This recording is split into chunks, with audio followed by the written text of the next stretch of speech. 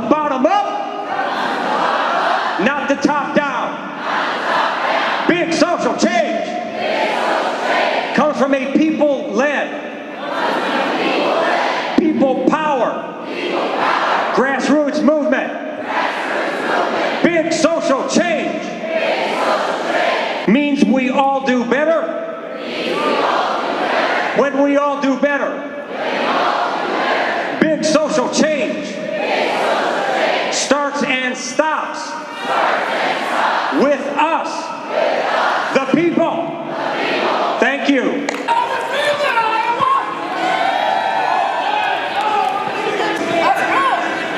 Big social change starts and stops with us. Let's get this revolution started!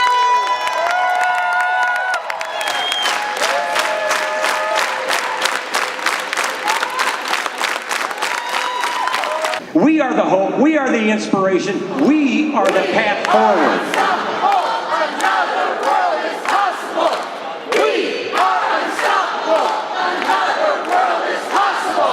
We cannot put leaders on a pedestal and set ourselves apart from them. That's not how big social change happens. We need a government, an economy, and a political system that works for all of us, not just the protected, privileged, and greedy 1%. We rise up! We rise up! We rise up! We rise up!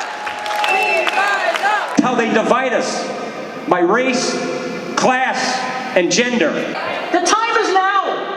This is our revolution. This is our time. This is the path to victory. Because we know change happens when we come together. We know that every time we step into the public arena to fight for justice, we go toe-to-toe with corporate power. Regardless the issue, doesn't matter. We go toe-to-toe with corporate power. Our work is tied to a set of values, a set of beliefs, a worldview, a narrative, an ideology about the way things are and the way things should be. Our fights for justice and democracy are firmly rooted in a sense of community. Everything we do is based on the notion, the very simple notion, that we all do better when we all do better. There are systems in place that were designed to oppress everyday people. We need to understand that just because these systems have been around forever doesn't mean that they are right. These systems affect all of us, but disproportionately, they affect people of color. Race intersects every social issue in this country.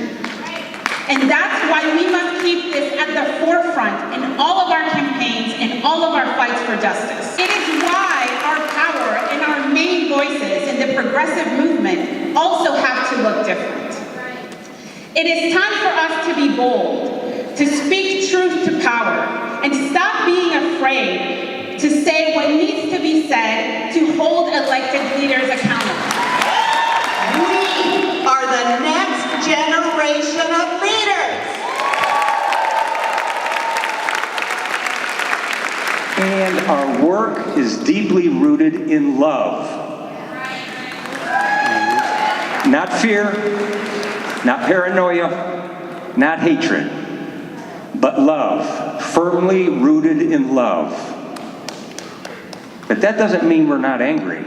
It's what we do with that anger that defines us. And what we do with it is we turn it into powerful, inspiring, forward-thinking action. Action that takes us to higher ground, right? Action that appeals to our higher angels. Action that makes life better for a lot more people. Action that makes our communities, our state, our country, our globe more just, more humane, more equitable, more egalitarian, more small d democratic. We want an economy that works for everyone. An economy that serves the common good, the public interest. And we want to challenge the political and economic elite. And we want to change business as usual politics. We have to do politics differently, and we have to do economics differently. This system that we're trapped in does not serve the common good, the public interest. But what does it mean to do politics differently? Well, it means we need to find, train, recruit people who think like us, act like us. You've heard these words already today millions of times. You're going to keep hearing them. People who think like us, act like us. Run for office. People who come out of our movement. People who are part of our body. People who share our narrative, our values, our beliefs, our ideology that says we need to put people before profits and communities before corporations. We want to have governing power.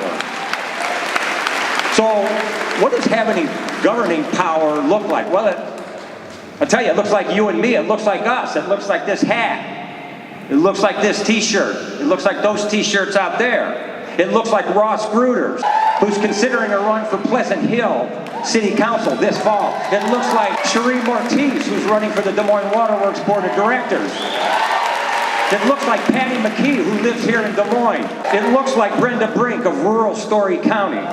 Or Lori Nelson from Guthrie County. Misty Reebick, Paul Rithout, or Pat Bowen, all from Johnson County. It looks like Tom Mohan from Lynn County. Or Nikki Shute from Hardin County. Or Barb Palma from Adair County.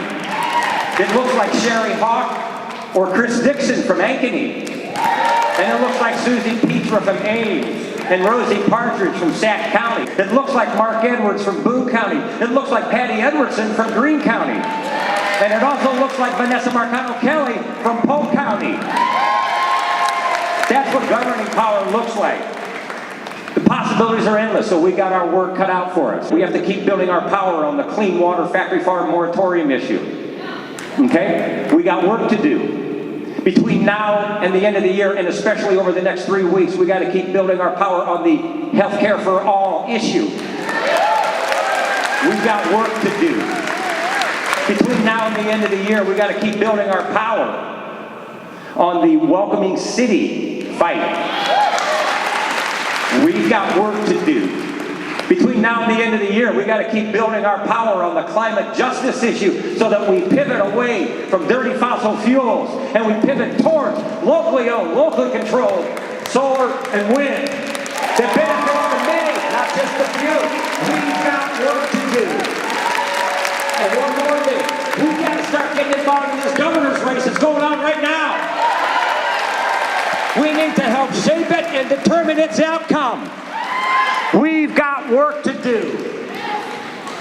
We have to do the work and fund the work ourselves.